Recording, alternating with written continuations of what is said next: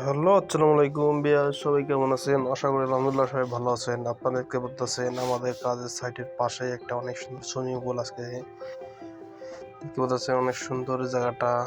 এটা মূলত হচ্ছে সুইমিং পুলে গোসল করার পরে এখানে রেস্ট করে রোদের আলোয় থাকে, এখানে বসে থাকে রোদের মধ্যে। মূলত এখানে সব ইউরোপের লোকজন থাকেই। দেখতে পাচ্ছেন অনেক সুন্দর জায়গাটা।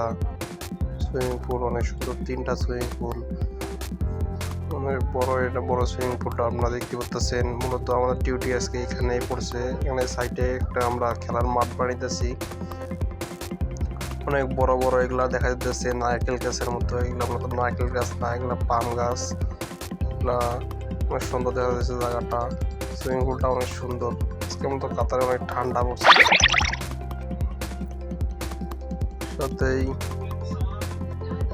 গরম পানির এটা একটা সুইমিং পুল। পানি টকবক করতেছে। এখানে মূলত গোসল করে নামে সবাই।